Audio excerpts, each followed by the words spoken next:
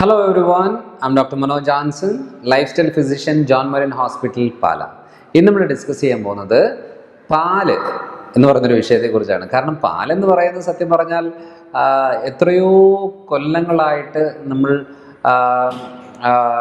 Common ആയിട്ട് കഴിക്കുന്ന ഒരു ആഹാര വസ്തുവാണ്. പക്ഷേ ഈ പാലെന്ന് പറയുന്നത് ഭൂരിഭാഗം ആളുകൾക്ക് അലർജിയുള്ള കാര്യം കൂടിയാണ്, പക്ഷെ അത് തിരിച്ചറിഞ്ഞിട്ടില്ല. അപ്പോൾ ആർക്കൊക്കെ പാല് കഴിക്കാം, ആരൊക്കെ പാല് കഴിക്കരുത് എന്നാണ് നമ്മൾ ഇതിലൂടെ മെയിനായിട്ട് ഉദ്ദേശിക്കുന്നത്. അല്ലാതെ പാലൊരു നല്ല വസ്തുവാണോ മോശമാണോ എന്നുള്ളതല്ല ഉദ്ദേശിക്കുന്നത്. നമ്മൾ ഏതൊരു ആഹാര വസ്തു അല്ലെങ്കിൽ ഏതൊരു കാര്യവും നമ്മൾ കഴിക്കുന്ന കാര്യം, ഒരു ആഹാരമായാലും അതിൽ നല്ലത് മോശം എന്ന് പറയുന്നതില്ല. അതിൻ്റെ ഡോസ്, അതിൻ്റെ അളവ്, അത് നമ്മുടെ ശരീരത്തിന് പറ്റുമോ ഇല്ലയോ എന്നുള്ളതാണ് പ്രധാനപ്പെട്ട കാര്യം.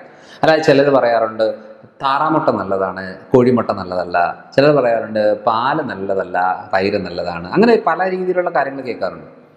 ചിലർക്ക് പറയാറുണ്ട് ഈ ഉരുളക്കിഴങ്ങൊന്നും അധികം കഴിക്കരുത്, ഭയങ്കര ഗ്യാസിൻ്റെ പ്രശ്നങ്ങളൊക്കെ ഉണ്ടാകും.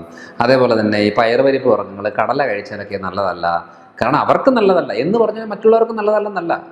അതായത് ഉരുളക്കിഴങ്ങിന് പ്രശ്നമൊന്നുമില്ല, പക്ഷെ ആ ഉരുളക്കിഴങ്ങ് അവരുടെ ശരീരത്തിൽ ഉണ്ടാക്കുന്ന പ്രശ്നങ്ങൾ അത് പൊതുവേ സാധാരണ എല്ലാ ആളുകൾക്കും പാടില്ല എന്ന് പറയും. ചില പറയാറില്ലേ മീനിൻ്റെ കൂടെ തൈര് ഒഴിച്ച് കഴിക്കാൻ പാടില്ല എന്ന രീതി പറയാറുണ്ട്. സത്യം പറഞ്ഞാൽ ഇതൊരു കുറേ ആളുകൾ പറയുന്നുണ്ട് ഒരു വിരുദ്ധാഹാരമാണ് എന്ന രീതിയിൽ. പക്ഷെ അത് എല്ലാവർക്കുമല്ല, ഇതൊരു കോമൺ ആയിട്ടുള്ളൊരു സ്റ്റേറ്റ്മെൻറ്റേ അല്ല. മീനിൻ്റെ കൂടെ നമ്മൾ തൈരൊഴിച്ച് കഴിക്കുന്നതുകൊണ്ട് കുഴപ്പം വരത്തില്ല. അതേപോലെ തന്നെ മീനിൻ്റെ കൂടെ നമ്മൾ കാച്ചിയ മോര് കഴിക്കുന്നത് കുഴപ്പമില്ല. കാരണം ഞാൻ മീനിൻ്റെ കൂടെ കാച്ചിയ മോര് കഴിക്കുന്ന ഒരാളാണ്. പക്ഷേ ആരാണ് പാടില്ലാത്തത്? സ്കിൻ പ്രശ്നമുള്ളവർക്ക് എടുക്കാൻ പാടില്ല. വയറ്റിലെ പ്രശ്നം, പ്രത്യേകിച്ച് പുളിച്ചേട്ടൽ, വയറ് കമ്പിക്കൽ, മലബന്ധ പ്രശ്നങ്ങളുള്ളവർ അതെടുക്കാൻ പാടില്ല.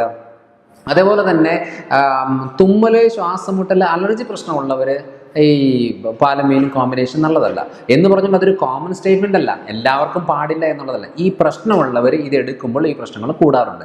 ചില ആളുകൾക്ക് വരാറുള്ള കാര്യം എന്ന് വെച്ചാൽ കഫക്കെട്ട് വളരെ കോമൺ ആയിട്ട് വരുന്നവരാണ്. ചിലർ പറയാറുണ്ട് എനിക്ക് ഭയങ്കര സൈനസ് പ്രശ്നങ്ങളുണ്ട് എന്ന രീതിയിൽ പറയാറുണ്ട്. ചില ആളുകൾ പറയാറുണ്ട് എനിക്ക് രാവിലെ ഭയങ്കര തുമ്മൽ വരാറുണ്ട്. അപ്പോൾ ഈ കോമ്പിനേഷൻ, പ്രത്യേകിച്ച് ഈ പാല്, തൈര്, മോര്, മീൻ കോമ്പിനേഷൻ എടുക്കുന്നവർക്ക് ഈ പ്രശ്നം നാലായിട്ട് കൂടും.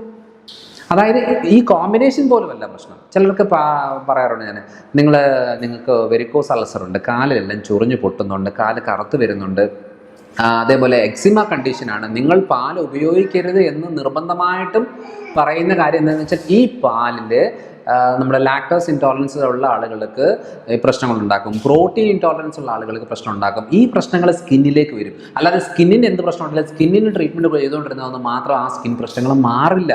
സോ ഇത് ഇൻറ്റസ്റ്റൈൻ തൊട്ട് തുടങ്ങുന്നതാണ്.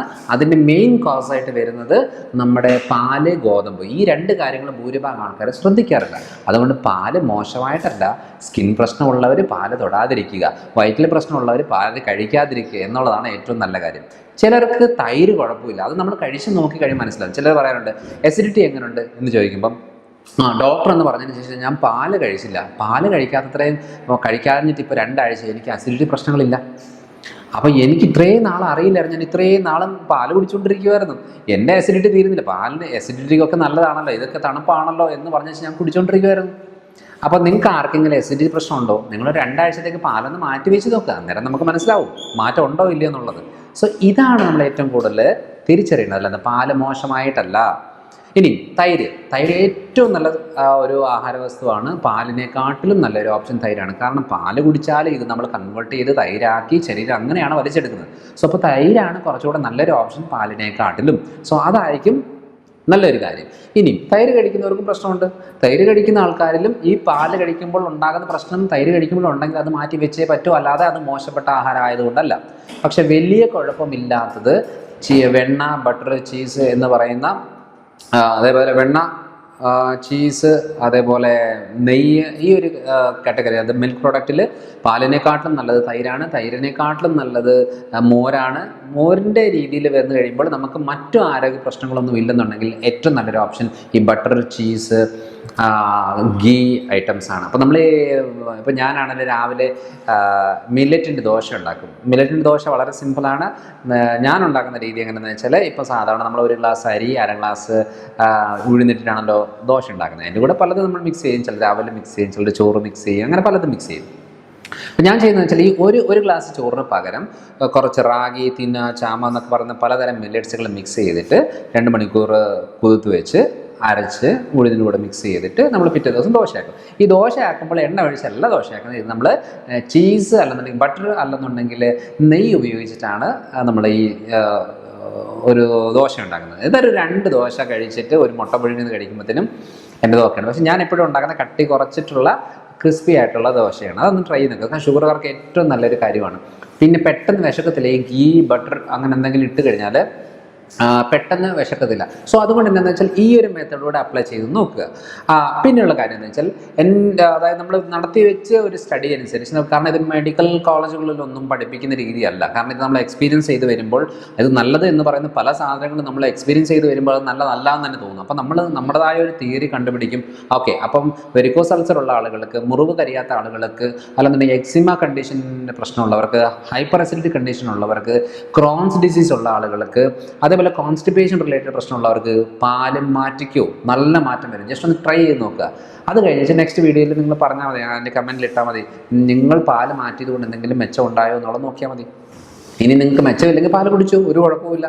പക്ഷേ സ്കിന്നിൻ്റെ കണ്ടീഷൻ 100% നല്ല മാറ്റം വരും. കാരണം ഞാൻ ഏറ്റവും കൂടുതൽ കാലിൻ്റെ പ്രശ്നങ്ങൾ ട്രീറ്റ് ചെയ്യുന്ന ഒരാളാണ്. അതായത് കാല് കറുത്ത് വരിക, ചൊറിഞ്ഞു പൊട്ടുക, eczema, varicose ulcer condition, diabetic foot, ഇങ്ങനെ കണ്ടീഷനിലെല്ലാം കൊടുക്കാറുള്ളതാണ്. സോ അതുകൊണ്ട് ഡയബറ്റിക് ഫുഡ് കണ്ടീഷനിൽ മാത്രം എക്സെപ്ഷൻ ഉണ്ട്. ബാക്കി എല്ലാ കണ്ടീഷനിലും നമ്മൾ പാല് കഴിക്കരുത്, മാറ്റിവെക്കാനേ പറയുള്ളൂ. അതിന് പകരം നമ്മൾ കാൽസ്യം അടങ്ങിയിട്ടുള്ള മറ്റ് ഭക്ഷണങ്ങൾ എടുക്കാനേ പറയത്തുള്ളൂ. അല്ലെങ്കിൽ കാൽസ്യം സപ്ലിമെൻ്റ് ആയിട്ട് ഇടയ്ക്കിടയ്ക്ക് വല്ലപ്പോഴും ഒക്കെ ആയിട്ട് എടുക്കാനേ പറയത്തുള്ളൂ. കാരണം പാലെന്ന് പറയുന്നത് നല്ല ഭക്ഷണമാണ്, കുട്ടികൾക്ക് ഏറ്റവും കൂടുതൽ ആവശ്യമുള്ളതാണ്. പക്ഷേ കുടിച്ച് കഴിഞ്ഞാൽ വയറ്റിൽ പ്രശ്നമോ സ്കിന്നിൽ പ്രശ്നമോ ഉണ്ടെങ്കിൽ ഈ പാല് മാറ്റിക്കോ. ഇത് വളരെ ഡേഞ്ചറസ് ആയിട്ടുള്ള ഒരു ആഹാരവസ്തുവാണ് പാല്. സോ അതുകൊണ്ട് പാല് നല്ലതോ മോശമോ എന്നുള്ളതല്ല, നമുക്കത് പറ്റുമോ ഇല്ലയോ എന്നുള്ളതാണ് ഏറ്റവും ആവശ്യമുള്ളത്. അതുകൊണ്ട് എനിക്ക് മിൽക്ക് ഷേക്ക് ഒക്കെ കുടിക്കാൻ ഭയങ്കര ഇഷ്ടമുള്ള ഒരാളാണ്. സോ ഞാൻ പക്ഷേ പാല് വളരെ കുറവ് യൂസ് ചെയ്യുന്നത്. ഞാനത് കാച്ചിയ മോരാണ് ഏറ്റവും കൂടുതൽ യൂസ് ചെയ്യുന്നത്. തൈര് ഉപയോഗിക്കാറുണ്ട് ആ ഒരു രീതിയിൽ. അപ്പം എനിക്ക് ഏറ്റവും കൂടുതൽ ഇഷ്ടമുള്ളത് അവക്കാഡോ മിൽക്ക് ഷേക്കാണ്. അപ്പോൾ അവക്കാഡോ മിൽക്ക് ഷേക്ക് ഉണ്ടാക്കുമ്പോൾ ഞാൻ ഈ കോക്കനട്ട് മിൽക്ക് ഇട്ടിട്ടാണ് അവക്കാഡോ മിൽക്ക് ഷേക്ക് ഇടുന്നത്. അവക്കാഡോ മിൽക്ക് ഷേക്ക് ഉണ്ടാക്കുന്നത് എങ്ങനെയാണെന്നറിയോ?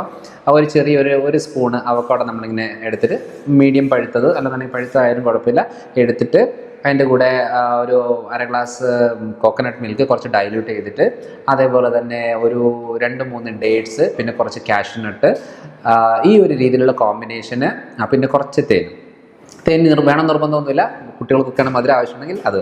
ഈ ഒരു ഇത് ചെയ്തിട്ട് നമ്മൾ മിൽക്ക് ഷേക്ക് ആക്കി കുടിക്കുക. ഇത് രാവിലെ എഴുന്നേറ്റിട്ടൊരു ജിം എക്സസൈസ് വർക്കൗട്ടാക്കി കഴിഞ്ഞ് കഴിഞ്ഞിട്ട് ഇതുകൂടെ ഒന്ന് കുടിക്കും. ഭയങ്കര ഒരു വയറിന് നല്ലൊരു ആശ്വാസമാണ്. 11 മണിക്കും ഇത് ചെയ്യാറുണ്ട്. അതുകൊണ്ട് പാലൊഴിച്ച് തന്നെ മിൽക്ക് ഷേക്ക് ചെയ്യണമെന്നില്ല, നമുക്കത് കോക്കനട്ട് മിൽക്ക് യൂസ് ചെയ്തുകൊണ്ട് തന്നെ നമുക്കിത് ചെയ്യാൻ പറ്റും. അപ്പോൾ ഈ ഒരു മെത്തേഡ് ഒന്ന് ട്രൈ ചെയ്ത് നോക്കുക കേട്ടോ. അതുകൊണ്ട് പാലെന്ന് പറയുന്നത് നല്ലതോ മോശമോ അല്ല. ഇനി പാൽപ്പൊടി same, A to Z same ആണ്. ഇതിനകത്ത് വേറെ ഡിഫറൻസ് ഒന്നുമില്ല. പാൽപ്പൊടി ഉപയോഗിച്ചാലും പാൽ ഉപയോഗിച്ചാലും റിസൾട്ടുകളെല്ലാം സെയിം ആണ്. അല്ലാതെ പശുവിൻ്റെ പാല് കുടിക്കുന്നു, ഈ പാല് കുടിക്കുന്നു എന്നുള്ളതിലല്ല ഇവിടെ കാര്യമുള്ളത്. ചിലർ പറയുകയാണ് ഞാൻ എരുമപ്പാലാണ് അല്ലെങ്കിൽ ഞാൻ ആട്ടുംപാലാണ്, കുഴപ്പമുണ്ടോ എന്ന് ചോദിക്കും. പാലെല്ലാം ഒരേ പാല് തന്നെയാണ്. അല്ലാതെ വിസ്കി കുടിച്ചാലും ബ്രാൻഡ് കുടിച്ചാലും ചാരായം കുടിച്ചാലും എല്ലാം അങ്ങോട്ടും ഇങ്ങോട്ടൊക്കെ ഒരേ കാര്യം തന്നെയാണ്. സോ അതുകൊണ്ട് നമുക്ക് ശരീരത്തിന് ഓക്കെ ആണോ, ധൈര്യത്തോടെ കുടിച്ചു. നമുക്ക് ഓക്കെ അല്ലേ, മാറ്റിക്കോ. ഇതാണ് ഏറ്റവും ഇതായിട്ട് പറയാനുള്ളത്. അപ്പോൾ അടുത്തൊരു വീഡിയോ ആയിട്ട് വരാം. ബൈ.